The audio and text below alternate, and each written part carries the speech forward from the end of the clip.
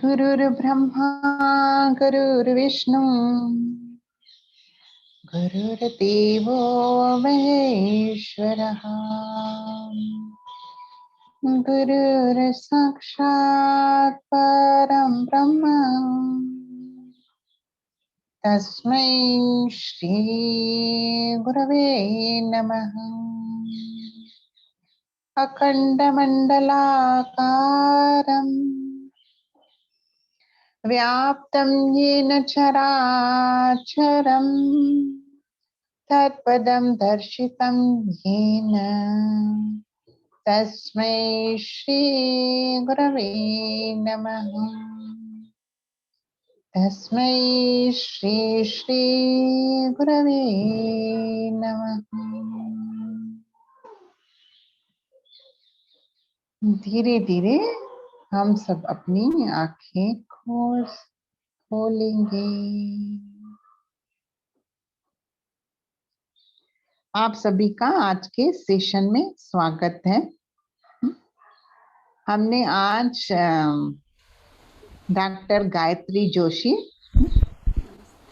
को बुलाया है अपने सेशन में। तो उनके काफी सारे रिसर्च चल रहे हैं डायबिटीज के ऊपर। तो अगले हफ्ते ही मेरी बात हुई थी उनसे, तो मैंने उनसे रिक्वेस्ट की कि डायबिटीज के ऊपर ही कुछ आप बता दें। तो उनसे सुनते हैं, हाँ, डायबिटीज और आयुर्वेदा कैसे कनेक्टेड है। ठीक है, तो हम इनवाइट करते हैं डॉक्टर गायत्री जोशी जी को। तो वो कुछ चंद शब्द हमें सुनाए। थैंक यू सोनिया जी, हम शुरुआत करें। Yes yes, definitely. आप सभी को मेरा नमस्कार। मेरी आवाज़ आ रही है ना सभी को? ओके। मेरा नाम गायत्री जोशी है और पेशे से मैं आयुर्वेदिक डॉक्टर हूँ और आयुर्वेदिक कंसल्टिंग और पंचकर्म ये मेरी स्पेशलिटी है। तो आज हम ये जान लेंगे कि आयुर्वेद की मदद से हम डायबिटीज़ को कंट्रोल में कैसे रख सकते हैं। तो इसके पहले सबसे पहले तो ये समझ लेते हैं कि डायबिटीज़ में एग्जैक्टली होता क्या है। कुछ बातें हम सबको पता है, बट आज हमें उसको आयुर्वेद के साथ भी जोड़ना है। तो पहले इन चीज़ों को हम समझ लेते हैं। हमारे शरीर में पैंक्रियास नाम की एक एंडोक्राइन ग्लैंड होती है और उसमें से इंसुलिन नाम का एक हार्मोन निकलता है। तो ये हार्मोन का काम ये है कि शरीर के ब्लड में जो भी ग्लूकोज है उसकी लेवल को मेंटेन करना। तो इसलिए हमारे शरीर में जो लोग नॉर्मली हम लोग देखते हैं तो ब्लड शुगर लेवल कंट्रोल में होती है। कभी कभी ऐसे होता है कि ये इंसुलिन कुछ लोगों के शरीर में तैयार ही नहीं होता है, तो उन्हें बाहर से इंसुलिन का सप्लाई लेना पड़ता है। इसका मतलब ये होता है कि उन्हें लाइफ लॉन्ग इंसुलिन के इंजेक्शन्स पर डिपेंड रहना पड़ता है, क्योंकि शरीर में इंसुलिन की बिल्कुल मात्रा होती ही नहीं है। तो इसको कहते हैं टाइप 1 डायबिटीज़। पहले इसको जुवेनाइल डायबिटीज़ कहते थे या चाइल्ड ऑनसेट डायबिटीज़, बट आजकल इसको टाइप 1 डायबिटीज़ कहते हैं और ये बहुत कम उम्र में डायग्नोज किया जाता है। दूसरा टाइप है टाइप 2 डायबिटीज़। तो इसमें ऐसे होता है कि जो इंसुलिन पैंक्रियास में तैयार होना चाहिए, किसी कारण से उसकी मात्रा, उसकी लेवल शरीर में थोड़ी सी कम हो जाती है। या तो जो इंसुलिन शरीर में तैयार होता है वो अपना काम ठीक से नहीं कर पाता है या तो स्लो करता है। इसी को कहते हैं इंसुलिन रेजिस्टेंस। तो इंसुलिन की कमी शरीर में होने के कारण ब्लड में ग्लूकोज की मात्रा बढ़ती जाती है, जिसको हम कहते हैं कि ब्लड शुगर लेवल ज़्यादा हो चुकी है। लेकिन डायबिटीज़ का ये टाइप ऐसे होता है कि आप अगर कुछ टैबलेट्स दें, पेशेंट थोड़ा सा डाइट और एक्सरसाइज मेंटेन करे, तो ये ब्लड शुगर लेवल को आप कंट्रोल में रख सकते हैं। तो इसको कहते हैं टाइप 2 डायबिटीज़। तो आज हम जिस डायबिटीज़ के बारे में सोचने वाले हैं वो है टाइप 2 डायबिटीज़, क्योंकि टाइप 1 डायबिटीज़ की कोई भी इलाज नहीं है, उसके लिए सिर्फ और सिर्फ इंसुलिन का इंजेक्शन ही लेना पड़ता है। तो आज उसके बारे में हम कोई भी बात नहीं करने वाले हैं। ये जो टाइप 2 डायबिटीज़ हम लोग आज देख रहे हैं, तो मॉडर्न मेडिसिन की तरफ से अगर आप सोचें तो इसको कंट्रोल करने के लिए उन्होंने कुछ पैरामीटर्स डिसाइड किए हैं। तो उसमें ये देखा जाता है कि फास्टिंग शुगर की लेवल कितनी होती है शरीर में, पोस्ट लंच शुगर मतलब खाना खाने के 2 घंटे बाद जो भी ब्लड शुगर लेवल चेक की जाती है वो कितनी हो जाती है, उसको कहते हैं PLBS, post lunch blood sugar. और तीसरा टेस्ट उसमें ब्लड टेस्ट है, उसको कहते हैं HbA1c मतलब ग्लाइकोसिलेटेड हीमोग्लोबिन। अभी ग्लाइकोसिलेटेड हीमोग्लोबिन क्या है? तो हमारे शरीर में जो भी शुगर होती है वो हीमोग्लोबिन के साथ अटैच होती है, मतलब हीमोग्लोबिन के साथ अटैच किया जाने वाला शुगर, इसलिए इसको कहते हैं ग्लाइकोसिलेटेड हीमोग्लोबिन। और इस शुगर टेस्ट से पिछले 3 महीने के शुगर कंट्रोल का अंदाज हम ले सकते हैं। इसलिए फास्टिंग और पोस्ट लंच शुगर के साथ साथ आजकल ग्लाइकोसिलेटेड हीमोग्लोबिन इस टेस्ट को भी बहुत ज़्यादा रिलायबल माना जाता है। और डायबिटोलॉजिस्ट भी कहते हैं कि सिर्फ फास्टिंग और पोस्ट लंच शुगर से काम नहीं होगा, अगर ग्लाइकोसिलेटेड हीमोग्लोबिन कंट्रोल में है, इसका मतलब ये है कि पिछले 3 महीने में पेशेंट के शरीर में ब्लड ग्लूकोज लेवल कंट्रोल में है। तो ये रिलायबल टेस्ट आजकल सब डायबिटोलॉजिस्ट करने के लिए कहते हैं। और अगर आपके पहचान में कोई डायबिटीज़ के पेशेंट होंगे और आपने शायद उनके रिपोर्ट्स कभी देखे होंगे, तो ये टेस्ट का अंदाज़ा आपने भी लिया होगा। अब जिनको डायबिटीज़ होता है, ऐसे पेशेंट्स में कौन कौन से कंप्लेंट्स हमें दिखाई देते हैं? कुछ पेशेंट्स ऐसे होते हैं कि जिनमें सिर्फ ब्लड शुगर लेवल बढ़ी हुई दिखाई देती है, और ये पेशेंट्स ऐसे होते हैं कि जिनको अचानक पता चल जाता है कि उनकी ब्लड शुगर लेवल बहुत हाई हो चुकी है, क्योंकि उनमें कोई सिम्टम्स पहले से मौजूद नहीं है। कुछ लोग ऐसे होते हैं जो ऑफिस में किसी जनरल चेकअप के लिए ब्लड शुगर लेवल टेस्ट करते हैं, कुछ लोग पॉलिसी निकालनी है कोई, उसके लिए कभी ब्लड शुगर लेवल चेक करते हैं, तो उनको पता चलता है कि शुगर लेवल हाई है और हम डायबिटीज़ के शिकार बन चुके हैं। इसके साथ कुछ पेशेंट्स में भूख या प्यास ज़्यादा लगती है, खाना खाने से या समय पर पानी पीने से भी उनकी भूख या प्यास उन्हें ठीक से वो संभाल नहीं पाते हैं। वेट लॉस होता है, वज़न कम होता है, थकान बहुत ज़्यादा लगती है, बार बार उनको यूरिन पास होता है।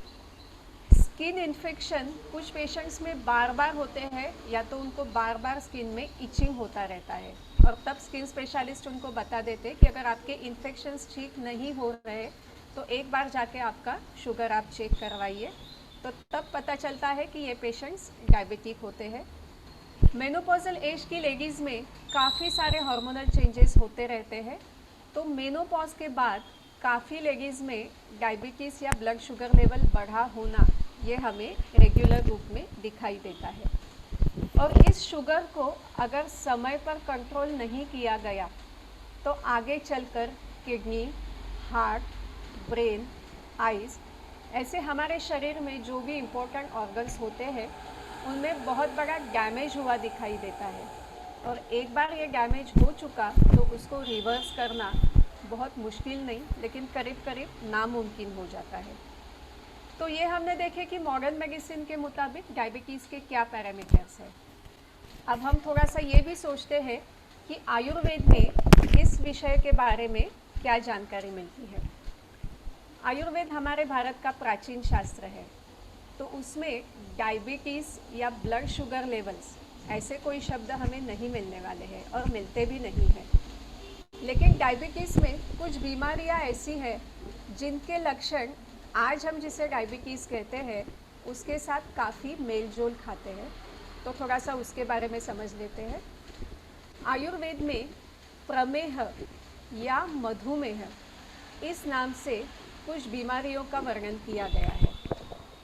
तो इसमें होता क्या है, पेशेंट को बार बार यूरिन पास होती है, उसको पसीना बहुत ज़्यादा होता है, उसे भूख प्यास बहुत ज़्यादा लगती है, हाथ पैरों में जलन होती है, नंबनेस होता है, कॉन्स्टिपेशन होता है।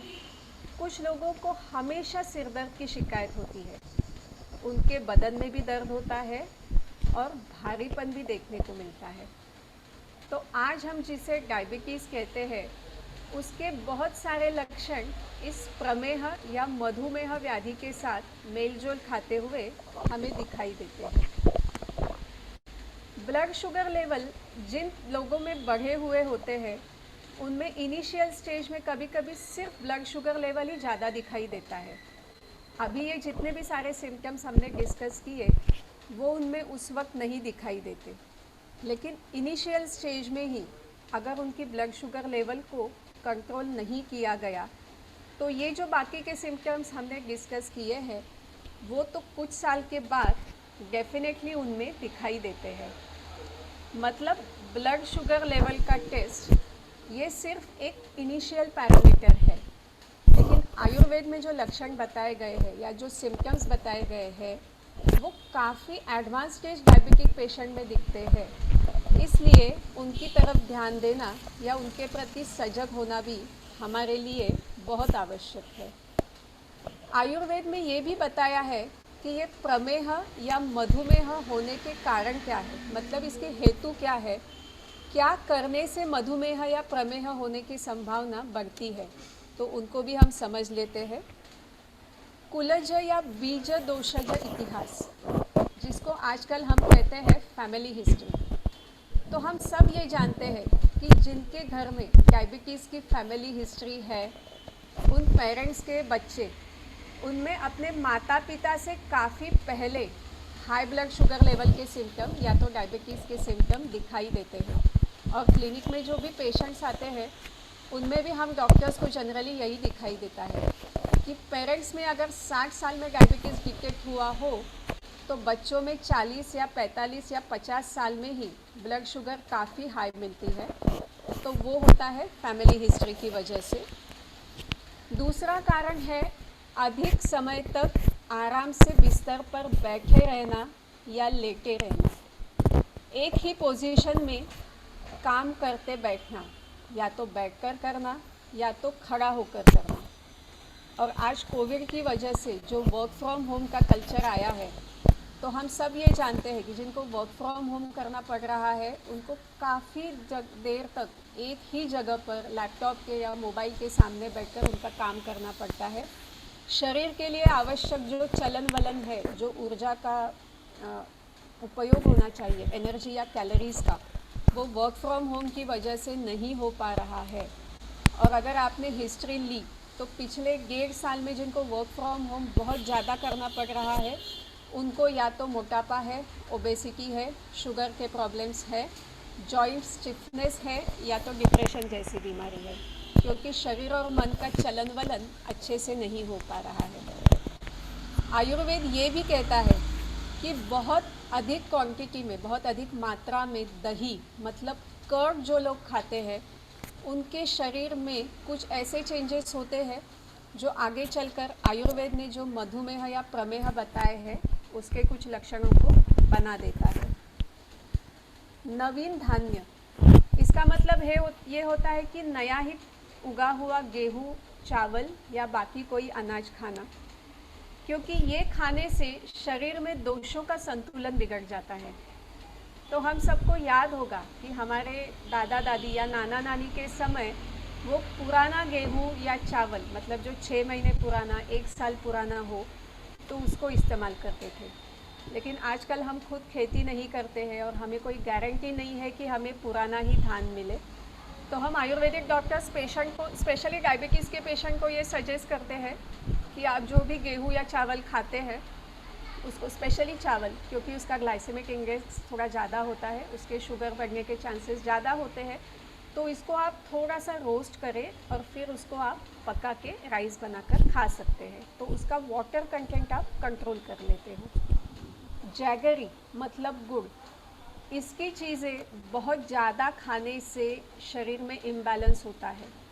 कुछ लोगों को ऐसे लगता है कि हम लोग शुगर नहीं खाते हैं, हम लोग डायबिटिक है, तो हम लोग शुगर बंद करेंगे तो हमारा शुगर लेवल कंट्रोल आ जाएगा। और उसको सब्स्टिट्यूट करने में जैगरी भी अगर आप मात्रा से ज़्यादा खाने लगे, रोज़ खाने लगे, लगातार खाने लगे, तो शरीर में इम्बैलेंस होने के चांसेस है, ऐसा आयुर्वेद का मानना है। जो लोग नॉनवेज खाते हैं, तो अगर जलचर मतलब पानी में मिलने वाला मतलब फ़िश, इसको अगर बहुत ज़्यादा मात्रा में खाया जाए, लगातार खाया जाए, तो उस पानी मतलब जल के कारण शरीर का जो कफदोष बैलेंस होना चाहिए वो नहीं रहता, वो ज़्यादा मात्रा में बढ़ता है और शरीर में अनेक बीमारियां पैदा करता है। डाइट के नाम पर या वेट लॉस के लिए बहुत ज़्यादा लिक्विड डाइट लेना, ये भी आयुर्वेद को मान्य नहीं है। बहुत ज़्यादा लिक्विड डाइट आप लेते हैं तो आप शरीर में बाकी की चीज़ों को कंपैरेटिवली कम करते हैं और शरीर में असंतुलन पैदा करते हैं। तो ये भी प्रमेह या मधुमेह का एक कारण आयुर्वेद में बताया गया है। हमें प्रॉपर एक्सरसाइज रोज़ करना चाहिए, लेकिन एक्सरसाइज बिल्कुल नहीं करना या वेट लॉस के लिए या अपनी फिगर बनाने के लिए बहुत ज़्यादा एक्सरसाइज करना, इन दोनों चीज़ों को आयुर्वेद मना करता है, क्योंकि इससे शरीर का संतुलन बिगड़ता है। दिन में बहुत ज़्यादा सोना, उसको आयुर्वेद कहता है दिवास्वाप, मतलब दिन में दोपहर में 3-3, 4-4 घंटे सोना, या तो रात को बहुत देर तक जागना, ये दोनों इम्बैलेंस का कारण है और शरीर में मधुमेह जैसी बीमारियां पैदा कर सकते हैं। मोटापा या ओबेसिटी बहुत ज़्यादा होना, ये तो पता है, क्योंकि ओबेसिटी ज़्यादा हो तो कोलेस्टेरॉल बढ़ने वाला है, जिससे हार्ट पर प्रेशर आता है, और ब्लड शुगर लेवल अगर कंट्रोल नहीं है तो वो शुगर शुगर बढ़कर शरीर में फैट डिपोजिशन करने वाली है, जिसको हम लोग कहते हैं मेटाबॉलिक सिंड्रोम, मतलब ब्लड शुगर लेवल बढ़ना, कोलेस्टेरॉल ज़्यादा होना और बीपी बढ़ा हुआ होना, जिससे हार्ट पर प्रेशर आता है। तो इससे ब्लड शुगर कंट्रोल करना और भी मुश्किल होता है। मीठे चीज़, खट्टे, नमकीन और चरपरे चीज़, इनको बहुत ज़्यादा खाना, मतलब आजकल जिसे हम लोग जंक फूड कहते हैं, तो इसको अगर बार बार और लगातार खाया जाए तो वो शरीर में रोगों को पैदा कर देता है। भूख न होने पर भी भोजन करना या भूख होने पर भूखा रहना, भोजन नहीं करना, इन दोनों चीज़ों को आयुर्वेद अच्छा नहीं मानता है।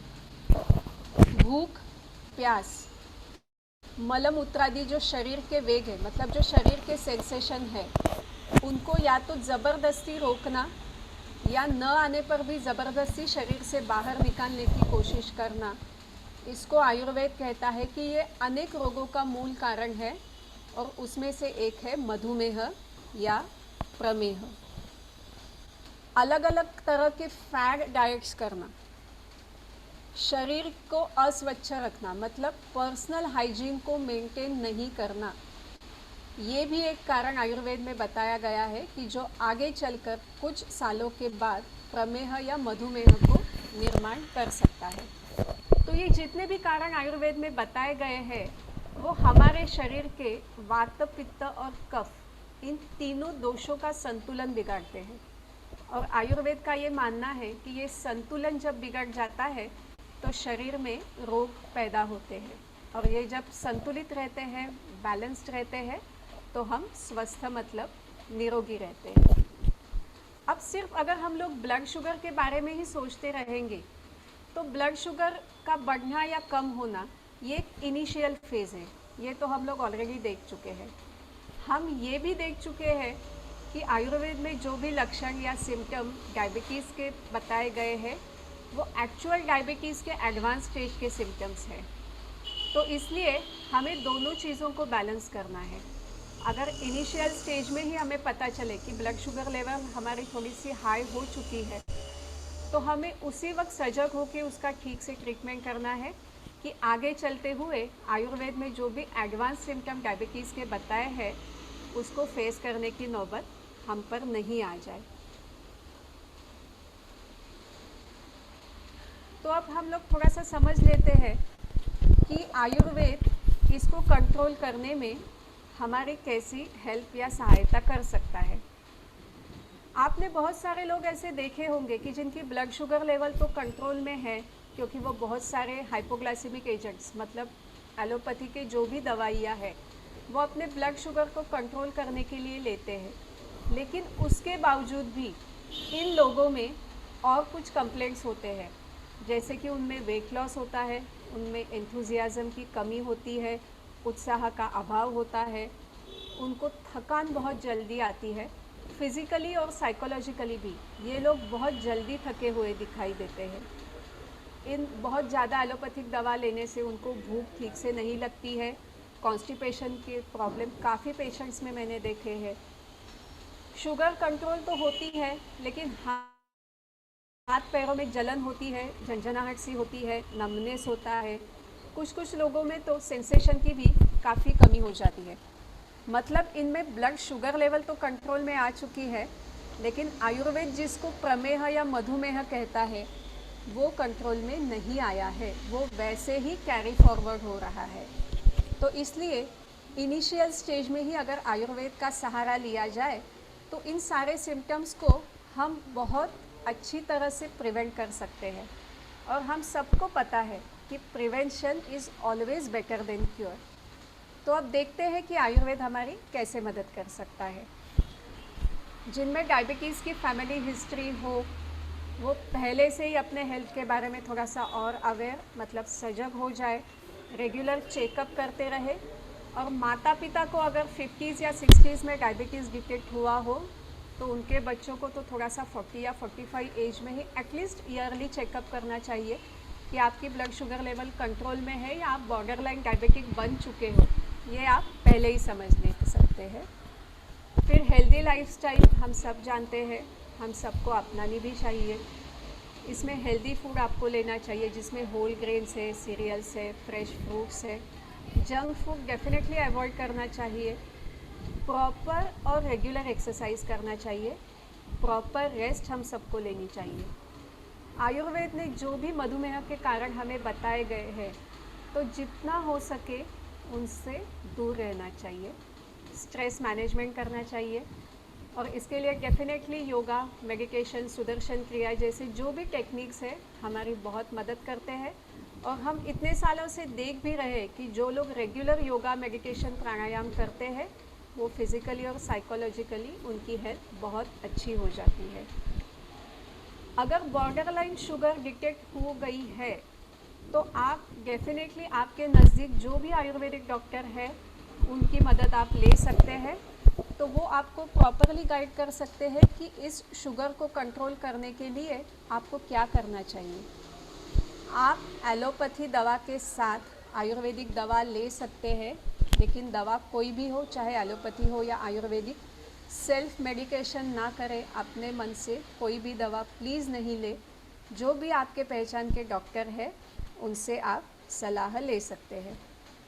आयुर्वेदिक डॉक्टर जो है वो आपका प्रकृति परीक्षण करते हैं, आपका नाड़ी परीक्षण करते हैं जिसको कहते हैं पल्स डायग्नोसिस। और आयुर्वेद का ये मानना है कि हर व्यक्ति की प्रकृति अलग अलग होती है। हर बार जब आप डॉक्टर से अपना पल्स डायग्नोसिस करवाते हैं तो उसमें चेंजेस दिखाई देते हैं, क्योंकि पल्स ये एक लाइव ऑर्गन है हमारे शरीर का। जैसे ब्लड सर्कुलेशन हमारे शरीर में लगातार चलता रहता है, उसके मुताबिक आपको पल्स डायग्नोसिस में कुछ चेंजेस मिलेंगे। तो उसके मुताबिक जो भी डाइट आपको बताया जाएगा, डाइट हो या एक्सरसाइज हो, उसको आप फॉलो करें। इसलिए आयुर्वेद ये नहीं मानता कि सब घोड़े 12 टक्के हैं, तो इसलिए सभी को एक ही डाइट, सभी को एक ही दवा, ये आयुर्वेद का मानना नहीं है। वो आपका प्रकृति परीक्षण, आपका एज, बाहर जो भी क्लाइमेट है, आपके शरीर को क्या सूट करता है, ये सोचकर ही आपके लिए दवा सजेस्ट करेगा। पंचकर्म ये सिर्फ आयुर्वेद की एक विशेषता है, वो आपको किसी और पैथी में नहीं मिलने वाली है। और पंचकर्म अगर रेगुलर किया जाए और सही तरीके से किया जाए तो वो प्रिवेंशन का काम बहुत अच्छा करता है। और जो दवाई हमें खानी पड़ती है उस पे जो हमारी डिपेंडेंसी होती है उसको हम काफ़ी हद तक कम कर सकते हैं। लेकिन इसके लिए आप किसी भी क्वालिफाइड आयुर्वेदिक डॉक्टर की सलाह लें तो वो आपके लिए ज़्यादा बेहतर रहेगा। एक बात ध्यान में रखनी चाहिए, मसाज और स्टीम ये पंचकर्म नहीं है। मसाज और स्टीम ये हर पंचकर्म प्रोसीजर के पहले किए जाने वाली एक मैंडेटरी प्रोसीजर है, और उसको सही ढंग से किया जाए तो आगे जो भी पंचकर्म किया जाता है उसके पूरे बेनिफिट्स पेशेंट को मिल सकते हैं। तो इसकी अधिक और सही जानकारी आपके नज़दीक में जो भी कोई आयुर्वेदिक डॉक्टर हो उनसे आप ले सकते हैं। इतना सब होने के बाद हम ये चाहते हैं कि हमारा शरीर लंबे समय तक हेल्दी रहे। जो भी लाइफ हमें मिला है वो क्वालिटी लाइफ हो, सिर्फ क्वांटिटी लाइफ नहीं हो। तो इसके लिए आयुर्वेद में और कुछ विशेष औषधियाँ बताई है, उसको कहते हैं रसायन चिकित्सा या रसायन औषधियाँ। अभी आजकल जिसे टॉनिक कहते हैं, ये रसायन शब्द का बहुत ही क्रूड ट्रांसलेशन है, लेकिन रसायन की विशेषता ये है कि सर से लेके पाँव तक हमारे शरीर में जितने भी सेल्स हैं उनको एक्टिव रखना, उनको एनर्जाइज रखना और शरीर की इम्यूनिटी बढ़ाना, ये काम जो करता है उसे आयुर्वेद में रसायन कहते हैं। और हर उम्र के व्यक्ति के लिए आयुर्वेद में अलग अलग रसायन औषधियाँ हैं। इतना ही नहीं, हर बीमारी के बाद दी जाने वाली और हर ऑर्गन के लिए आयुर्वेद ने अलग अलग रसायन चिकित्सा औषधि बताई है। तो इसकी सही जानकारी आप किसी भी आयुर्वेदिक डॉक्टर से ले सकते हैं, और इनका अगर नियमित रूप से सेवन करें तो शरीर का स्वास्थ्य डेफिनेटली अच्छा रह सकता है। आज जो भी डिस्कशन हमने किया है तो इसके सही इस्तेमाल करने से जो भी डायबिटिक पेशेंट्स हैं या हमारे रिलेटिव्स हैं उनका स्वास्थ्य अच्छा रहेगा और उनको हम एक हेल्दी लाइफस्टाइल दे पाएंगे, ऐसी मैं आशा करती हूँ। आप लोगों से बात करते हुए मुझे बहुत खुशी हो गई, और मुझे यहाँ इनवाइट करने के लिए सोनिया जी और आपकी पूरी टीम को मैं बहुत धन्यवाद देती हूँ। Thank you very much and over to the host. Thank you.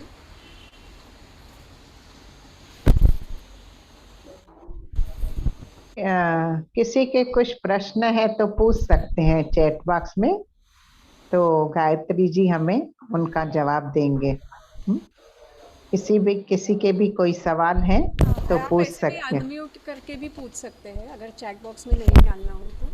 हाँ हाँ, यस यस, हाँ, हैंड रेस कर सकते हैं तो हम आपको अनम्यूट करेंगे। हाँ कीर्ति जी, ओके।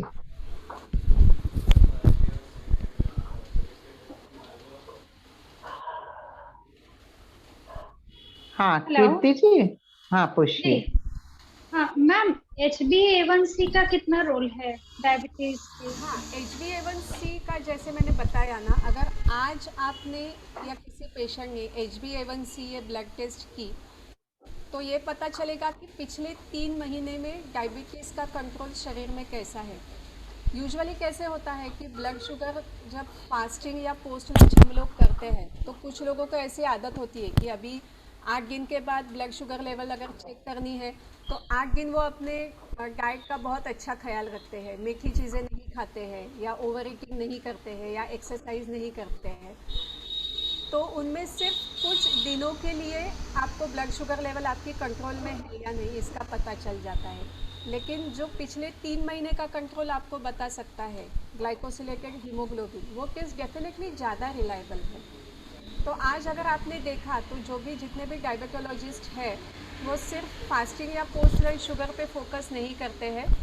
कभी कभी ऐसे भी होता है कि फास्टिंग या पोस्ट लंच शुगर उन दिनों के लिए नॉर्मल या बॉर्डर लाइन पे आती है, लेकिन उन पेशेंट का ग्लाइकोसिलेटेड हीमोग्लोबिन HbA1c बढ़ा हुआ दिखाई देता है।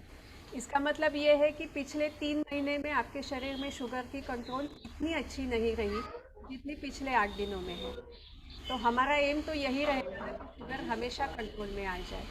तो HbA1c ये टेस्ट बहुत इम्पोर्टेंट है, और उसको रेगुलर जो डायबिटिक है वो इनिशियली उसको रेगुलर 3 महीने में करे तो फास्टिंग पोस्ट लंच के साथ आपको पिछले 3 महीने का कंट्रोल भी अच्छे से पता चलेगा।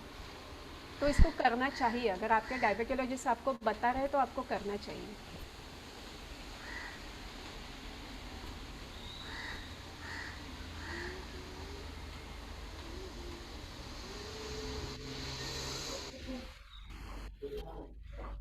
हाँ रेखा जी, आप पूछिए। मैम बोलिए हाँ हेलो। बोलिए। बोलिए बोलिए। हाँ, I am type 1 diabetic okay patient. Okay insulin पे मैं हूँ, मतलब आई एम बीपी भी है और बाईपास सर्जरी भी हुआ है। ओके। सो अभी क्या next precautions for further? Madam आपको तो इंसुलिन, जैसे हमने डिस्कस किया कि टाइप 1 के लिए तो आपको इंसुलिन लेना ही पड़ेगा, बिकॉज अनफॉर्चुनेटली अभी तक इसका कोई क्योर किसी भी पैथी में या मेडिकल साइंस में नहीं है। बट आपको निराश होने की आवश्यकता नहीं है। जैसा मैंने कहा था कि आयुर्वेद का अप्रोच होलिस्टिक होता है। अगर हम लोग सिर्फ शुगर या सिर्फ ब्लड प्रेशर के बारे में सोचते रहेंगे तो कभी कभी ऐसे होता है कि हम लोग बाकी ऑर्गन्स को या बाकी तकलीफ़ों को भूल जाते हैं। लेकिन आप बीमारी का नाम कुछ भी दें, आप उसको टाइप 1 कहे या बीपी कहे या हार्ट की प्रॉब्लम कहे, शरीर में किसी ना किसी इम्बैलेंस की वजह से ही ये प्रॉब्लम की शुरुआत हो जाती है। तो इसलिए अगर आपने आपके नज़दीक जो भी आयुर्वेदिक डॉक्टर है उनसे अगर आपने आपका पल्स डायग्नोसिस करवाया या तो आपका प्रकृति परीक्षण मतलब बॉडी टाइप कॉन्स्टिट्यूशन एक बार आपने पता करवाया ना, तो आपको फिर ये पता चलेगा कि आपकी बॉडी कॉन्स्टिट्यूशन के मुताबिक आपका डाइट कैसा होना चाहिए, आपको कौन सा पंचकर्म सूट करेगा। आप डायबिटिक पेशेंट है या आपको ब्लड प्रेशर है, इसका मतलब ऐसा नहीं है कि आप पंचकर्म या कोई ट्रीटमेंट नहीं कर सकते। सिर्फ ये डिसाइड करना पड़ता है कि आपके लिए क्या सूट करेगा और आप किन चीज़ों को टॉलरेट कर सकते हैं। तो ये अगर आपने एक बार आपके नज़दीक जो भी डॉक्टर है उससे करवाया ना, तो जैसे मैंने कहा कि आपको एक लाइफ लॉन्ग सपोर्ट मिलेगा कि आप अपनी हेल्थ को कैसे अच्छे रख सकते हैं। चाहे तो आप शुगर के लिए आपको इंसुलिन लेना पड़े, कोई प्रॉब्लम नहीं, बट बाकी जो आपकी गोलियों की डिपेंडेंसी अभी है वो काफ़ी मात्रा में कम हो सकती है। आपके गोलियों का पावर कम हो या तो नंबर ऑफ टैबलेट्स आप कम कर सकते हैं, तो भी आपको सपोर्ट मिल सकता है। हाँ चैट बॉक्स में क्वेश्चन है, क्या टाइप 2 डायबिटीज फुली क्योर हो जाती है? टाइप 2 डायबिटीज़ के बारे में ये देखा गया है कि पेशेंट का एज अगर कम है और इनिशियली उनमें बॉर्डरलाइन शुगर ज़्यादा है तो तुरंत अगर आप आयुर्वेदिक दवा, जैसे मैंने कहा एलोपैथी के साथ अगर आप आयुर्वेदिक दवा और पंचकर्म ले सकते हैं तो काफ़ी मात्रा में पेशेंट शुगर से रेड हो चुके हैं। अगर 10 साल से 15 साल से 20 साल से लोग डायबिटिक है और डायबिटीज़ के लिए 4-4 5-5 गोलियां खा रहे हैं तो उनको थोड़ा समय लगेगा। या तो उनकी सारी गोलियां हम लोग बंद या कम नहीं कर पाएंगे, लेकिन उनको डेफिनेटली पहले से बहुत रिलीफ दे सकते हैं। ओके श्वेतल जी, आप पूछिए अपना प्रश्न। हाँ मैम, मेरी मदर के लिए मेरा क्वेश्चन है। बोलिए। उनको लॉन्ग टाइम से डायबिटीज है, लगभग 20 साल से। ओके। तो उनको अभी अलग अलग प्रकार के रिएक्शंस आ रहे हैं लॉन्ग टाइम की डायबिटीज की वजह से, जैसे कि कई बार लूज मोशन ज्यादा होना, कई बार स्किन एलर्जी होना, फिर पग में जैसे पैर है ही नहीं, लाइक गादी है, इस टाइप का उनको फीलिंग आता है। उनका सेंसेशन वो चल रहे हैं तो बिल्कुल उनका जैसे कोई फीलिंग ही नहीं है। तो उस टाइप का भी अलग अलग रिएक्शंस आ रहे हैं, तो मुझे क्या करना चाहिए इसके लिए? देखिए अभी वो 20 साल से दवा ले रहे हैं हाँ। डायबिटीज के लिए। तो एक तो आप उनकी जांच किसी अच्छे आयुर्वेदिक डॉक्टर से करवा दीजिए। हाँ। उनका आयुर्वेद के मुताबिक प्रॉब्लम कितना सीवियर है हाँ। हो जाएगा। अभी जो हाँ। पेशेंट 20 साल से डायबिटीज़ की दवा ले रहे हैं, हम उनकी दवा हाँ। तुरंत नहीं बंद करते क्योंकि शरीर हाँ। की आदत हो चुकी है। हाँ। लेकिन उनके अभी जो भी कंप्लेंट्स है उसके लिए उन्हें क्या कर सकते हैं, या तो पंचकर्म वो टॉलरेट कर पाएंगी, अगर नहीं तो भी कोई बात नहीं। कौन से आयुर्वेदिक दवा उनको सूट करेंगे उनके बॉडी कॉन्स्टिट्यूशन के मुताबिक, और साथ में डायबिटीज़ को सोचते हुए अगर उनको आपने दवा देना शुरू किया तो धीरे धीरे धीरे उनके बाकी के मेडिसिन को आप कम कर सकते हैं। अभी उनके पैरों में जो नंबनेस है, तो डायबिटीज प्रॉब्लम ये होता है कि जो ब्लड वेसल्स होते हैं शरीर के, हाँ। काफ़ी थिन बनते हैं, मतलब सिकुड़ जाते हैं। उनमें रेगुलर ब्लड फ्लो नहीं रहता है, तो कुछ हाँ। चेंजेस ऐसे होते हैं कि वो इरिवर्सिबल हम लोग उनको कहते हैं। हम्म। ठीक से एग्जामिन करने के बाद ही डॉक्टर डिसाइड कर पाएंगे। लेकिन आगे जो कभी कभी ऐसे होता है कि डायबिटीज से शरीर डैमेज होता है, साथ में दवा से भी होता है। तो ये साइड इफेक्ट जो आगे चल के होने वाले हैं उनको तो डेफिनेटली हम लोग कंट्रोल कर सकते हैं। मतलब एक क्वालिटी ऑफ लाइफ आप उनको डेफिनेटली दे सकते हैं। सिर्फ आप उनको फर्स्ट डायग्नोसिस और बॉडी कंसल्टेशन जो भी आपके पहचान के डॉक्टर हैं उससे करवाइए जरूर। आयुर्वेदिक अभी ना दवा ये सोसाइटी और उसके गाइडलाइन के दो डब्बे बने अच्छा। अगर जैसे आप बोल रहे हैं कि वो 4 से 5 दवा ले रहे हैं तो शायद संपन्न नहीं हो जाएंगे, लेकिन 2 से 3 या 1 से 2 पर भी अगर वो रहे तो हमारे लिए वो अच्छी बात है। अच्छा, थैंक यू मैम। तो आप definitely thank you so much, thank you.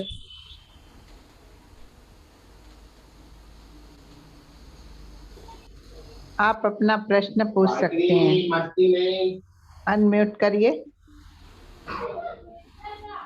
Ujjwala. हाँ, यस यस। Hello ma'am. नमस्ते। नमस्ते, बोलिए।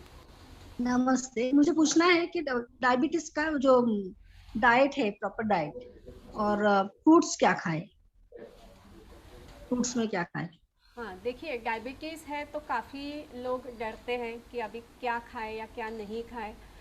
कभी कभी डाइटिशियन को घबरा देते हैं कि आपको ये नहीं खाना चाहिए, वो नहीं खाना चाहिए। तो मैं आपको दोनों बाजू से समझा देती हूँ, आयुर्वेद के मुताबिक भी और जो मॉडर्न कंसेप्ट है उसके मुताबिक भी। आयुर्वेद के कुछ रीज़न हमने देखे हैं कि बहुत ज़्यादा हेवी फूड खाना, हेवी का मतलब है जो डाइजेशन में हेवी हो। कुछ चीज़ें अच्छी होती है लेकिन अगर हम उसे डाइजेस्ट नहीं कर पाए तो वो हमारे शरीर में इम्बैलेंस पैदा कर देता है। तो इन चीज़ों को हमें ध्यान रखना है, जैसे कि पनीर है, खवा है, मिठाई है, आर्टिफिशियल स्वीटनर्स या केमिकल्स या कलर्स जिसमें डाले जाते हैं, चाइनीज़ फूड, फर्मेंटेड फूड बहुत ज़्यादा क्वांटिटी में खाना, मतलब ब्रेड, इडली, डोसा, ढोकला, इन चीज़ों को हम आयुर्वेदिक डॉक्टर्स जनरली मना करते हैं क्योंकि वो खाने में बहुत ज़्यादा हेवी होते हैं। अगर आप उतना हेवी एक्सरसाइज करते हैं या तो आप नॉर्थ के लोगों की तरह जेनेटिकली बहुत फिट है तो आप इन चीज़ों को खा सकते हैं। लेकिन जनरली ये देखा जाता है कि इंडिया के साउथ पार्ट में अगर इसको बहुत ज़्यादा मात्रा में खाएं तो शरीर में इम्बैलेंस होता है। आजकल यंग जनरेशन के खाने में बहुत ज़्यादा चाइनीज़ फूड है, पनीर है, चीज़ है, बटर है, या तो चॉकलेट सॉस है, या तो बहुत शुगरी सिरप्स है, तो वो आगे चल के डेफिनेटली शरीर में इम्बैलेंस करने वाले हैं। तो इन चीज़ों को अवेयर होना चाहिए, सजग होना चाहिए और जितना हो सके अवॉइड करना चाहिए। और गोल्डन और बेसिक रूल ये है कि रीजनल, सीजनल और ट्रेडिशनल, हम जहाँ पे रहते हैं वहाँ पे जो मिलता है वो भी सीज़नल हो। आजकल सारे फ्रूट्स 12 महीने मिलते हैं, ऐसा नहीं होना चाहिए। आम के सीज़न में ही आम खाना चाहिए आपको। तो इन बातों की ध्यान रहे। फ्रूट्स ऐसे होते हैं कि आप मॉडर्न डाइटिशियन या डॉक्टर्स को पूछे तो वो कहते हैं कि उससे ग्लाइसेमिक इंडेक्स, मतलब शरीर में शुगर तैयार होने का स्पीड ज़्यादा होता है, उसको कहते हैं ग्लाइसेमिक इंडेक्स। तो जनरली सीताफल, चिक्कू, आम और केला, इनको मॉडर्न डाइटिशियन मना करते हैं। लेकिन अगर आप आयुर्वेद के बारे में सोचें तो मेरा पर्सनल ये मानना है कि फ्रूट्स आपको एनर्जी देते हैं, फाइबर्स देते हैं, फाइटोन्यूट्रिएंट्स देते हैं। तो आम आपको पसंद है लेकिन डायबिटीज भी है पेशेंट को तो उसको बहुत नहीं खाना चाहिए, कम क्वांटिटी में, और प्रीफरेबली एम्प्टी स्टमक खाना चाहिए क्योंकि उसमें जो नेचुरल शुगर होती है, जब आप एम्प्टी स्टमक होते हो तो उस शुगर को आप अच्छी तरह से डाइजेस्ट कर सकते हैं। और फ्रूट्स में जो शुगर होती है ना, वो शरीर में धीरे धीरे मिलती है, एसिमिलेट होती है। तो ये एक बात आपको समझनी चाहिए।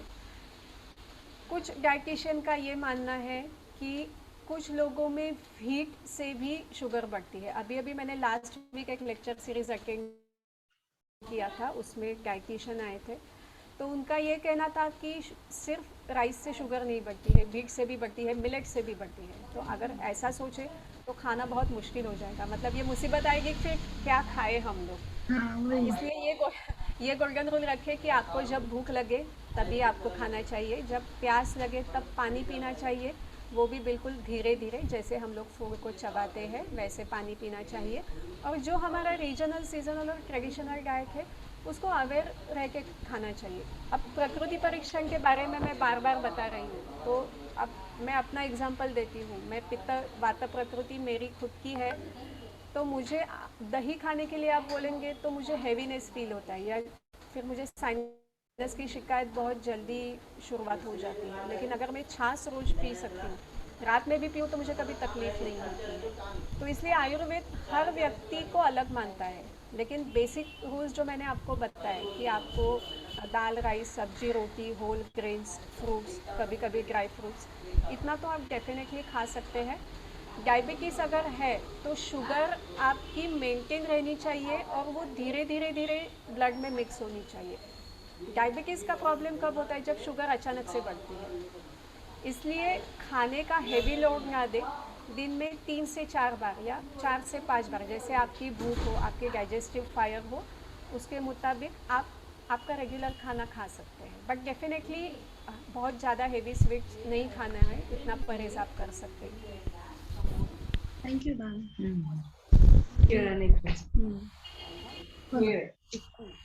ते तर खायचंच नाही ना. अरे काय दिलं? हेलो, चिक्कू तर अजिबात नाही. चिक्कू नाही. यहाँ पर सोनिया जी है, she is a holistic cooking course teacher, तो आप उनसे बहुत कुछ सीख सकते हैं। अभी हमारे पास टाइम थोड़ा कम है, इसलिए मैं ज़्यादा डिटेल्स नहीं आपको आयुर्वेदा के बता पा रही हूँ। आपकी आवाज नहीं आ रही अभी। हेलो, हाँ हाँ, अभी आई। अभी आ रही है ना? आई सेड यहाँ पर सोनिया जी है, she is a holistic cooking course teacher. आप उनसे डाइट के बहुत ज़्यादा डिटेल्स समझ सकते हैं। हमारे पास समय थोड़ा कम है, इसलिए मैं आयुर्वेद का बहुत ज़्यादा आज आपको नहीं बता पा रही, लेकिन सोनिया जी से आप डेफिनेटली सीखें कि प्रकृति के मुताबिक अपना डाइट कैसा हो। वो तो आपको अच्छे अच्छे डिश बनाकर भी खिला सकती है। हम तो सब टीचर्स रोज सबकी सेवा में लगे रहते हैं और अलग अलग प्रकार से इनको जोड़ के रखते हैं, ताकि वो अलग अलग व्यक्ति से अलग अलग ज्ञान प्राप्त कर सके और अपने जीवन में शामिल करें। एक सवाल आया है सोनिया जी। जी जी जी जी। एक सवाल एक चैट बॉक्स में, कुछ रसायन फॉर प्रिवेंटिंग डायबिटीज। ओके, हाँ हाँ, तो इंटरेस्टिंग है ये सवाल। एक्चुअली रसायन जो होता है ना, वो ऐसा कोई मैजिक पिल नहीं है कि आप सबको खिला दो तो सबका डायबिटीज़ प्रिवेंट होगा। तो यहीं पे आयुर्वेद की विशेषता है, क्योंकि आयुर्वेद सबको एक ही तराजू में नहीं तोलता है। तो जो रसायन बच्चे को दिया जाता है वो शायद बड़ों को हम नहीं दें, या जो रसायन बड़ों को सूट करता है वो शायद बच्चों में प्रोहिबिटेड हो सकता है, क्योंकि उनकी उम्र कम रहती है, इम्यूनिटी कम रहती है, डाइजेस्टिव पावर कम रहती है। तो इसीलिए मैं कह रही हूँ कि जिनको भी रसायन चिकित्सा लेनी है वो पहले अपना प्रकृति परीक्षण करवाए, क्योंकि पित्त प्रकृति के 2 लोग भी एक समान नहीं होते हैं, ऐसा हमारा प्रैक्टिस का अनुभव है। जब मैं ये कहती हूँ कि मेरे 10 पेशेंट की पित्त प्रकृति है, मेरे 10 पेशेंट की पित्त वात प्रकृति है, या 5 पेशेंट की कफ प्रकृति है, तो उनमें भी परम्यूटेशंस, कॉम्बिनेशंस अलग अलग दिखाई देते हैं। तो उसके मुताबिक हम उनको मेडिसिन सजेस्ट करते हैं। तो ऐसा कोई मैजिक पिल है नहीं कि ये खिला दो तो डायबिटीज़ नहीं रहेगा। बट अवेयर होना ज़रूरी है हमारे लिए कि अगर पेरेंट्स डायबिटिक है तो हमें थोड़ा जल्दी ब्लड शुगर के बारे में सोचना चाहिए। उसके साथ क्लिनिकल सिम्टम भी देखने चाहिए कि प्यास ज़्यादा लगना, भूख ज़्यादा लगना, थकान बहुत जल्दी आना। ऑफकोर्स ये सिर्फ डायबिटीज़ में नहीं होता, इसके और भी रीज़न है, तो इसके लिए आप डॉक्टर की सलाह तो डेफिनेटली ले सकते हैं। और होलिस्टिक अप्रोच के बारे में थोड़ा अवेयर रहना चाहिए कि मुझे शुगर है या मुझे थायराइड है, तो सिर्फ हार्मोन्स के बारे में नहीं सोचना चाहिए, क्योंकि हार्मोन्स बिगड़ते हैं मतलब आपके शरीर के प्रकृति में असंतुलन हुआ है। तो वही बैलेंस करने के लिए आपको पल्स डायग्नोसिस और प्रकृति परीक्षण करवाए, और फिर डॉक्टर आपको सजेस्ट कर सकते हैं कि आपको कौन सा रसायन काम देगा। Hello madam. हाँ बोलिए। आपने कहा कि कर्ड नहीं लेना चाहिए, तो क्या हम दूध ले सकते हैं क्या? और दूसरा मेरा क्वेश्चन ये है कि ब्रेकफास्ट में जैसे आपने कहा कि फर्मेंटेड चीजें नहीं खानी नहीं चाहिए, खानी चाहिए। तो ब्रेकफास्ट में क्या हम दाल का बना कुछ फर्मेंटेड चीजें खा सकते हैं क्या? पर पहला सवाल आपका क्या था, दही के बारे में था ना? हाँ, दही के बारे में। देखिए, आयुर्वेद के मुताबिक अगर इसका जवाब देना है तो दूध और दही एक दूसरे के सब्स्टिट्यूट नहीं है, क्योंकि आयुर्वेद में दूध के गुण अलग बताए हैं, दही के अलग, मक्खन के अलग और घी के अलग। तो दूध अगर आपको लेना है तो आप दूध ही लीजिए, दूध के बदले दही नहीं लीजिए, क्योंकि दूध से कंपेयर करेंगे तो दही डाइजेशन में हेवी होता है, शरीर में एसिडिटी को क्रिएट करता है। जिनको सर्दी खांसी या साइनस की बीमारी हो उनमें वो बहुत जल्दी एग्रीवेट करता है। तो दही नहीं खाना, जिनको दही पसंद है ज़्यादा, तो फिर हम उनको बोलते हैं कि आप छाछ लीजिए अगर आपको रोज़ लेना है, दही आप कभी कभार खाइए। और आयुर्वेद में दही खाने के कुछ नियम बताए हैं, हम उनको जनरली कन्वीनियंटली भूल जाते हैं। आयुर्वेद में ये कहा है कि रात को दही नहीं खाना चाहिए। ग्रीष्म ऋतु मतलब बाहर बहुत गर्मी का सीज़न, अप्रैल और मई, उसमें दही नहीं खाना चाहिए, क्योंकि दही जीभ को बहुत ठंडक देता है, लेकिन पेट में जाकर डाइजेस्ट होने के बाद वो शरीर में पित्त को बढ़ाता है, क्योंकि आयुर्वेद में दही को उष्ण गुण का बताया है। तो अगर दही खाना है तो उसके साथ हम कहते हैं पतरी खड़ी शक्कर, मतलब आप क्या कहते हैं उसको, रॉक शुगर ना सोनिया जी? हाँ हाँ, समझ में आया। हाँ हाँ, यस। या तो वो मिला दीजिए, या मूंग का पानी, मुगाचं कढण ज्याला आम्ही मुदगयूष म्हणतो, या तो आमले के साथ खाना चाहिए। लेकिन इतने सारे नियम हम फॉलो नहीं करते हैं, हम उसको कन्वीनियंटली भूल जाते हैं, या तो समय नहीं होता हमारे पास। इसलिए हम कहते हैं कि दही रोज़ न खाए तो बेहतर है, डाइजेशन के लिए हेवी होता है। आप चाहे तो छाछ रोज़ ले सकते हैं। आप अगर मॉडर्न डाइटिशियन को पूछे तो उनके लिए दही, पनीर, चीज़ ये सब हाई प्रोटीन डाइट है, इसलिए वो कहते हैं कि अगर आपको दूध से कैल्शियम नहीं मिल रहा है तो आप दही से ले लो, दही से भी नहीं मिल रहा है, पनीर अच्छा है तो पनीर खिलाओ। लेकिन आयुर्वेदिक डॉक्टर आपको इसके लिए मना करेगा। तो ये थोड़ा सा स्कूल ऑफ थॉट में डिफरेंस है मॉडर्न और इसमें। लेकिन मेरा ये मानना है कि आप छाछ रोज़ ले लीजिए, अगर आपको परेशान नहीं होता है तो आप उसको रात को भी ले सकते हैं, दिन में तो डेफिनेटली ले सकते हैं, तो उसके शरीर में हल्कापन मेंटेन रहेगा। और फूड जब डाइजेस्ट होता है तो शरीर में हल्कापन आना चाहिए, वो आपको हैवीनेस दे रहा है इसका मतलब वो इम्बैलेंस कर रहा है, ये एक बात है। और आपका दूसरा सवाल था ब्रेकफास्ट में क्या लेना चाहिए? हाँ। कि जैसे आपने कहा कि फर्मेंटेड चीजें नहीं लेनी चाहिए, बट प्रोटीन के लिए दाल का डोसा ऐसा कुछ बिल्कुल आप ले सकते हैं। देखिए, फर्मेंटेड चीज़ ये कोई टॉक्सिन नहीं है, बट जनरली ये देखा जाता है कि फर्मेंटेड चीज़ मतलब इडली होती है, डोसा होता है, तो उसमें उड़द की दाल इस्तेमाल करते हैं ना, उड़दाची डाळ वापरतो आपण जनरली। तो उड़द की जो दाल होती है ना, वो हमारे क्लाइमेट में डाइजेशन के लिए हेवी होती है। साउथ इंडियन लोगों को वो उनका वो ट्रेडिशनल फूड है। जैसे आप साउथ इंडिया में जाएंगे तो ये क्लाइमेट में, हमारा जो क्लाइमेट है यहाँ का, उनमें वो दाल थोड़ी सी हेवी होती है, तो आप उसको कभी कभार ले लीजिए, उसको क्वांटिटी और फ्रीक्वेंसी कम कीजिए। और आजकल तो लोग मूंग की भी इडली बनाते हैं, और जहाँ तक मैं जानती हूँ सोनिया जी, आप तो मिलेट्स की भी बनाते हैं। हाँ हाँ, मिलेट्स की इडली आप बनाते हो, तो वो डाइजेशन के लिए लाइट होती है। तो डोसा भी आप मिक्स दाल का बना सकते हैं, मूंग का बना सकते हैं, रागी का बना सकते हैं, मतलब आप हेल्दी ऑप्शंस को सिलेक्ट कर सकते हैं। तो भूख आपकी अच्छी है, बाहर का क्लाइमेट, अभी आप देखिए कि बहुत बारिश हो रही है बाहर 4-5 दिन से, एटलीस्ट मैं थाने में हूँ तो थाने में तो काफ़ी हो रही है। तो ये क्लाइमेट में आपका डाइजेस्टिव पावर नेचुरली कम होता है, उसमें आप हेवी खाना दे रहे हैं, एक्सरसाइज नहीं हो रहा है, क्योंकि काफ़ी लोग, हम लोग काफ़ी दिनों से घर में ही बैठे, तो वो फिर आपको थोड़ा सा हैवीनेस देगा। तो जब आपकी भूख अच्छी हो, बाहर का क्लाइमेट भी ड्राई हो, वेदर अच्छा हो, तो आप एक आध बार इडली खा भी सकते हैं, उसके लिए हम कभी मना नहीं करते हैं। परहेज का मतलब ये नहीं होता है कि आप किसी चीज़ को आपके जीवन से हमेशा के लिए हटा दो, ये परहेज का मतलब नहीं है। और आयुर्वेदिक परहेज तो फॉलो करने में बहुत सिंपल है। तो ये गलत फहमी है कि आपको फर्मेंटेड फूड नहीं खाना चाहिए मतलब ज़िंदगी में नहीं खाना चाहिए, ऐसा नहीं है। आपको उसके बारे में अवेयर होना चाहिए कि आप कितनी बार खा रहे हैं और उसको किस तरह से आप हैंडल कर पा रहे हैं। That's it. Thank you so much madam. Most welcome.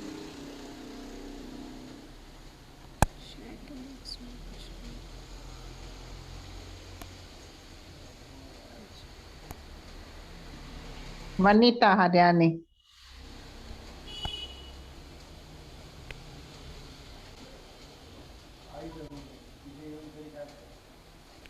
बोलिए वनिता जी। वनिता जी अनम्यूट करिए आप।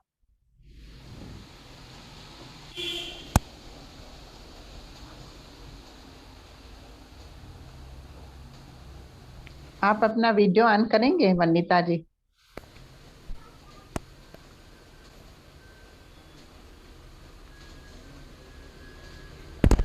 उनका नहीं हो रहा है लगता है।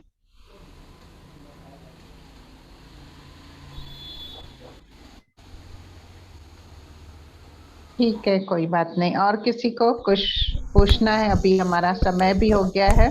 एक हैंड रेजिंग है। हाँ,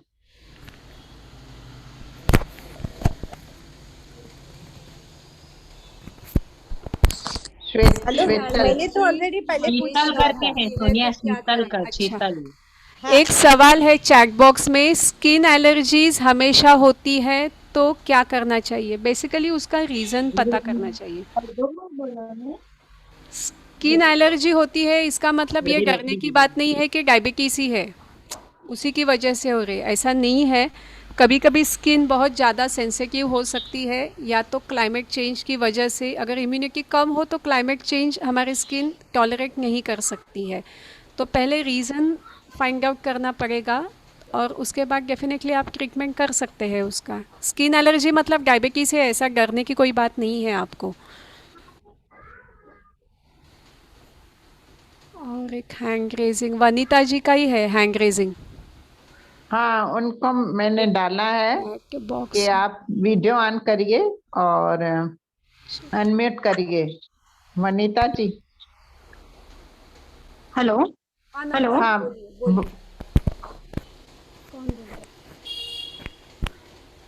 हेलो मैडम। हाँ बोलिए ना, बोलिए।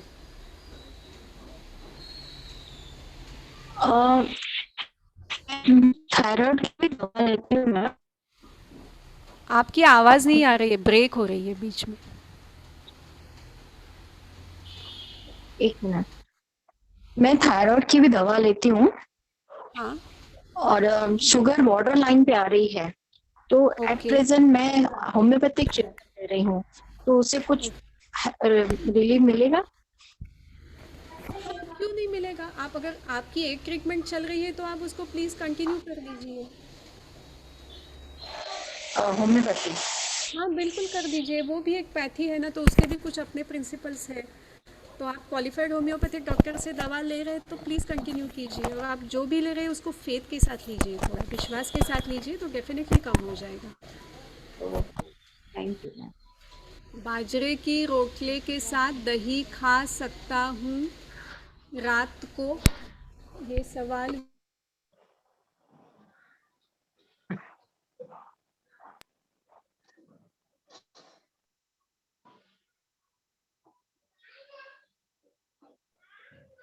सोनिया कुछ स्टक हो गया है, उनका वीडियो नेटवर्क इशू है। रहेगा। आप दही की जगह कुछ और, दाल या चटनी ऐसा, या घी या मक्खन। मक्खन आप रोज़ खा सकते हैं, बट दही नहीं खाए तो प्रीफर करते हैं हम आयुर्वेदिक डॉक्टर, क्योंकि दही के कंपैरेटिवली मक्खन डाइजेशन में लाइट होता है।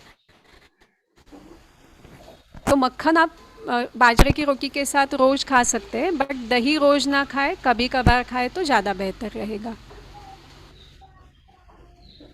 हाँ, नमस्ते कुंदा मैडम। जी आप अनम्यूट करिए। हाँ नमस्ते। नमस्ते, बोलिए। हाँ, मेरी सासू माँ है, उनको 150-160 का रहता है शुगर, ओके। और हीट का प्रॉब्लम है, मतलब शरीर में बहुत हीट रहती है। तो मेनली अभी उनका जो डायग्नोसिस किया उसमें यूरिक एसिड ज्यादा आया है और कोलेस्ट्रॉल भी ज्यादा है। ज़्यादा आ रहा है। तो मोस्टली वो बहुत सारा प्रेफर करती है जो अभी आपने बताया ना डाइट, लेकिन पनीर उनको बहुत पसंद है, पनीर खाते हैं, घी खाते हैं। तो फिर क्या करें अभी? देखिए, और ये जो यूरिक एसिड और ये जो कोलेस्ट्रॉल है ना, उसको रिड्यूस करने के लिए क्या कर सकते हैं? हाँ, उनका वज़न ज़्यादा है क्या? ओबेसिटी की प्रॉब्लम है? नहीं नहीं नहीं है, लेकिन थोड़ा मोटापे की तरफ है या पतले हैं? नहीं, पतले है। पतले हैं, ओके। देखिए, घी थोड़ा सा खाना हमारे शरीर के लिए ज़रूरी है, क्योंकि वो हमारे स्किन के लिए अच्छा होता है, ब्रेन के लिए अच्छा होता है, जॉइंट्स के लिए अच्छा होता है। अभी आपकी मदर इन लॉ की जो एज है, उसमें नेचुरली शरीर में वात दोष बढ़ता है, ऐसा आयुर्वेद मानता है। और वात दोष को कंट्रोल रखने के लिए घी और ऑयल ये हमारी हेल्प करते हैं। तो आधा या 1 चम्मच घी वो दिन में रोज़ ले सकते हैं। पनीर रोज़ ना ले तो ज़्यादा बेहतर रहेगा, क्योंकि पनीर अल्टीमेटली कोलेस्टेरॉल को बढ़ा देता है। और उनके शरीर में यूरिक एसिड का प्रॉब्लम है, इसका मतलब शरीर में कुछ चीज़ें ऐसी है जो डाइजेस्ट नहीं हो पा रही है। यूरिक एसिड के स्टोन का मतलब क्या है कि जो यूरिन से बाहर निकलना चाहिए वो नहीं निकलता है, मतलब किडनी का फिल्ट्रेशन प्रोसेस स्लो हो चुका है। वो शायद डायबिटीज़ की वजह से भी हुआ हो, तो इसलिए जो बाहर निकलना चाहिए वो नहीं निकल गया, तो वो शरीर में कहीं ना कहीं जम जाता है। और यूरिक एसिड की टेंडेंसी ये होती है कि उसके क्रिस्टल्स बनते हैं, मतलब छोटे छोटे स्टोन्स बनते हैं, वो शरीर के जॉइंट्स में मिलते हैं। तो आप एक्सरे देखेंगे तो शायद उसमें दिखाई भी देता है कुछ पेशेंट्स के। तो इसका मतलब ही ये है कि जो खाने में हैवी फूड हो उनको अवॉइड करना चाहिए। तो अल्टीमेटली कोलेस्टेरॉल और यूरिक एसिड के जो पेनफुल कंडीशंस है उनके, उसमें बहुत फ़र्क आएगा उनको। और बाकी दवा अगर आप कुछ आयुर्वेदिक देना चाहते हैं तो जो भी आपके पहचान के आयुर्वेदिक डॉक्टर हैं उनसे पहले उनका ठीक से जांच करवा के आप स्टार्ट कीजिए।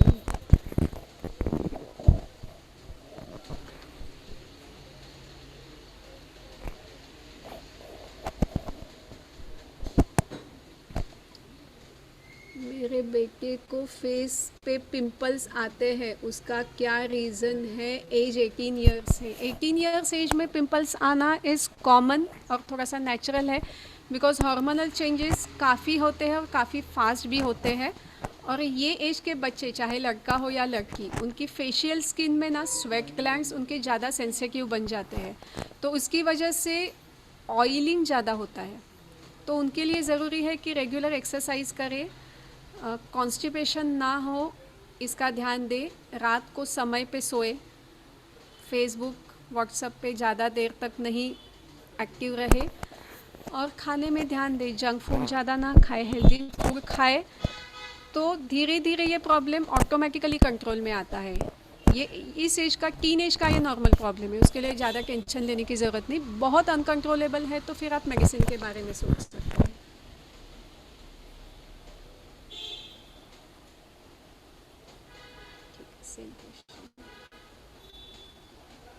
ओके, हाँ ठीक है।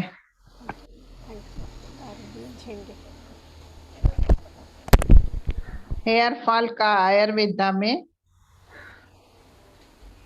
हेयर फॉल के लिए आयुर्वेदा में अच्छे कोई ट्रीटमेंट बताइए। आपके हेयर फॉल का रीज़न पता होना चाहिए, आपका एज कितना है, हार्मोनल इम्बैलेंस है क्या, थायराइड का कोई प्रॉब्लम है क्या आपको, और आपका डाइट कैसा है। ये सब देखने के बाद ही डिसाइड किया जा सकता है कि आपको कौन सी थेरेपी और कौन से मेडिसिन सूट करेंगे। देखिए, एक मेडिसिन एक व्यक्ति को काम करता है, वो ज़रूरी नहीं है कि दूसरे व्यक्ति को भी काम करे, क्योंकि उनकी प्रकृति अलग होती है। One question, women raising hand. हाँ, किसी का कोई सवाल है?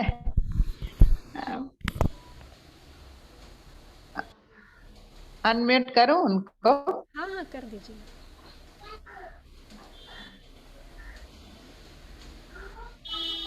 उन्होंने हैंड हैंग रेज। नाम क्या था उनका? नीना जी शायद। नीना, ओके।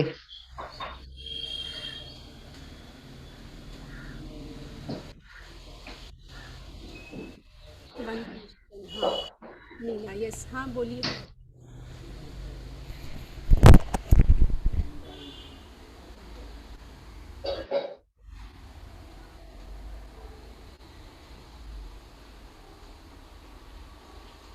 वो तो है ही नहीं। यहाँ पे है। इसमें भी है ना 1 क्वेश्चन और हैंड रेजिंग। हाँ नीना जी, आप अनम्यूट करिए।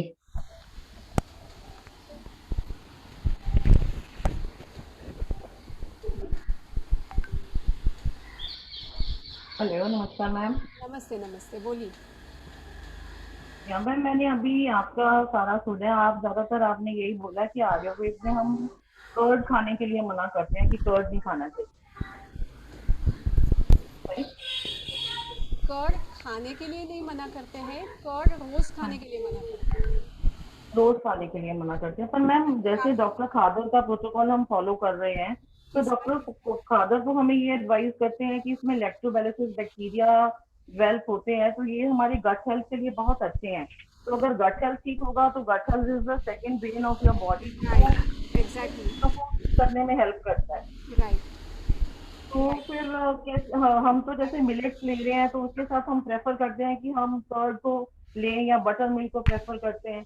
पर वो कह रहे हैं कि अगर जो माइक्रोबायोलॉजिकल जितनी भी प्रॉब्लम आपको हो रही है माइक्रोब से रिलेटेड हमारी बॉडी में, तो उसमें आपका कर्ड जो है वो बहुत हेल्प करता है, तो आपको कर्ड लेना चाहिए। तो थोड़ी कंफ्यूजन हो रही है मुझे आपका ये क्या करना चाहिए। That's why I'm saying no need to get confused. Buttermilk is another better option because that is light for digestion. जैसा मैंने कहा कि लैक्टोबैसिलस इंटेस्टाइन में होते हैं या होने चाहिए, ये बात सही है, बट आयुर्वेद का होलिस्टिक अप्रोच ऐसा है कि आप जो भी खाते हो आपको खाने में और डाइजेशन में आसान होना चाहिए। कोई भी चीज़ बहुत अच्छी है लेकिन किसी व्यक्ति को वो डाइजेस्ट नहीं हो पा रही है तो उसके लिए वो बुरी बन जाती है। ये रिलेटिव थिंग है। तो comparing to butter milk, curd is heavy for digestion. तो इसलिए हम लोग कहते हैं कि जो चीज़ हैवी है उसको रोज़ आपको शरीर को खिलाने की ज़रूरत नहीं है। जो चीज़ लाइट है उसको खिला के भी आप अपना हेल्थ अच्छा रख सकते हैं। तो butter milk is another healthy option जो आप रोज़ ले सकते हो। जैसे मैंने कहा कि आप चाहे तो उसको सुबह शाम भी ले सकते हैं। ओके, मतलब भी आपका कहने से कि बटर मिल्क हम डेली प्रेफर कर सकते हैं, पर कर्ड को हमें ओकेजनली लेना चाहिए, डेली लेना चाहिए। और अगर आपका खुद का ये अनुभव है, आप कर्ड रोज खाते हैं सुबह शाम, आपको कोई तकलीफ नहीं होती, आपकी डाइजेस्टिव पावर अच्छी है, तो आप पर्सनली इसे ले सकते हैं। लेकिन 1 महीना खाने के बाद अगर आपको ऐसे लगे कि नहीं, मुझे कहीं ना कहीं एसिडिटी की या जॉइंट पेन की प्रॉब्लम हो रही है या तो मैं हैवी फील कर रही हूँ, तो फिर आपको समझना चाहिए कि जो कर्ड लैक्टोबैसिलस के लिए आप ले रहे हैं तो उससे शायद आपके लैक्टोबैसिलस तो अच्छे रह रहे, लेकिन वो शरीर में बाकी के इम्बैलेंस कर रहा है। तो ये आप खुद डिसाइड कर सकती है। जो लोग अभी हैवी एक्सरसाइज करते हैं जैसे कि स्पोर्ट्समैन है, तो उनका डाइजेशन हमसे कंपैरेटिवली ज़्यादा अच्छा रहता है, तो उनको शरीर मेंटेन करने के लिए हमसे कई हैवी चीज़ें लेनी पड़ती है या तो फूड सप्लीमेंट्स भी लेते हैं, लेकिन वो लोग उसको डाइजेस्ट भी कर पाते हैं। हम लोगों का लाइफ ऐसा नहीं है उनके जैसा, या हम लोगों का एक्सरसाइज रूटीन इनके जैसा नहीं है, इसलिए हमें अलग से सोचना चाहिए।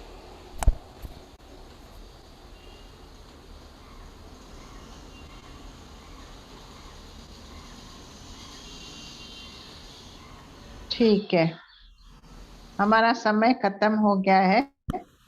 तो गायत्री जी ने भी पूरे 1 घंटे से बात कर रहे हैं, तो हम उनको फिर से बुलाएंगे। हाँ, और मेरी तो उनसे चर्चा होती रहती है, बातें होती रहती है। तो हम आजकल बहुत सारे हेल्थ इश्यूज हैं को किसी और टॉपिक के साथ उनको इनवाइट करेंगे। Thank you doctor Gayatri Joshi. Thank you Reena ji. आप आए, हमें भी इतनी सारी चीजें सीखने मिली। हाँ, बहुत सारी चीजें सीखने मिली हमें भी। Thank you, my pleasure. हाँ, तो कहते हैं ना, एक डॉक्टर और एक टीचर हमेशा अपने जीवन में दोस्त बनाना चाहिए।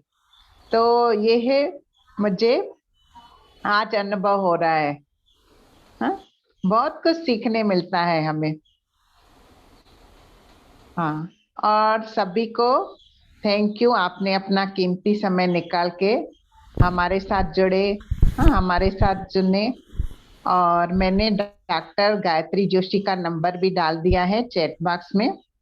वो ऑनलाइन ऑफलाइन कंसल्ट करते हैं, तो जिनको भी उनसे कंसल्ट करना है तो फोन करके बात कर सकते हैं। हाँ, थैंक यू एवरीवन। आपका जो एंथुजियाज्म था मुझे बहुत अच्छा लगा पार्टिसिपेट करने के लिए, और फिर से मैं सोनिया जी, रीना जी और पूरे टीम को धन्यवाद देती हूँ। Thank you very much, it was my pleasure. हाँ, मेरे को टीचर्स भी जुड़े हैं, सरिता जी हैं, रीना जी, भारती सरिता जी, कहाँ है? ड्यूरा जी। मुझे दिखाई नहीं दे रही है। हाँ, सरिता जी हैं हमारे साथ, उन्होंने जी ने चैट बॉक्स में भी दर्शन नहीं डाला दिया। है। हाँ, उन्होंने डाला है wonderful session. Thank you so much. हाँ, बहुत अच्छा लगा आपको सुन के। और काफी सारे लोग रिकॉर्डिंग भी मांग रहे हैं। हम आपको रिकॉर्डिंग अवश्य देंगे, लेकिन 1-2 दिन हमें समय चाहिए। ठीक है रीना, कुछ बोलना है आपको? नहीं नहीं, बस बहुत मस्त रहा। Thank you so much Reena ji. आपको तो काफी दिनों के बाद देख रही हूँ। मैं भी अभी ऐसे लग रहा है 2-3 साल के बाद हम मिल रहे हैं। यस यस, और सच में वो कोर्स के बाद ही लॉकडाउन शुरू हुआ। हाँ हाँ, गायत्री जी के यहाँ पे काफी कोर्सेज हुए हैं हमारे। हम पर्सनली उनके घर पे पूरा धामा डाल के बैठते थे, पूरा किचन 4 घंटा हम कैच करके रखे थे जब भी गए हैं। मजा था, अच्छा लगा। गायत्री छान होत. Thank you so much. बहुत मस्त हुआ, बहुत खुश हुआ हमारा मन। तो हर हफ्ते एक सेशन हमारे नाम। गायत्री ऑनलाइन हे करते की नाही? ऑनलाइन कंसल्टेशन असे रेग्युलर ऑनलाइन नहीं, रेग्युलर तसं नहीं है। रेग्युलर ऑनलाइन नहीं इसलिए है क्योंकि एक बार पेशेंट को देखना ज़रूरी है। जो पेशेंट को मैं जानती हूँ उनको फॉलोअप में मैं ऑनलाइन कंसल्ट कर सकती हूँ, बट जिसको कभी देखा ही नहीं है, उसकी प्रकृति पता नहीं, कुछ पता नहीं, तो वो इनिशियली मुझे डिफ़िकल्ट लगता है। तो मैं पर्सनली प्रेफर करती हूँ कि एक बार पेशेंट को मैं देखूँ या पर्सनली जानती हूँ, फिर मैं उसको फ़ोन पे कुछ मेडिसिन बता सकती हूँ। लेकिन ये भी होता है कि सारी चीज़ें फ़ोन पे नहीं बता सकते आप, लिमिटेशंस आते हैं, एटलीस्ट मुझे आते हैं एज ए डॉक्टर। तो मैं प्रेफर करती हूँ कि पर्सनली, और फॉलोअप के लिए जिनको जानती हूँ उनको ही करती हूँ, बट रेगुलर ऑनलाइन तो ऐसा नहीं है मेरा।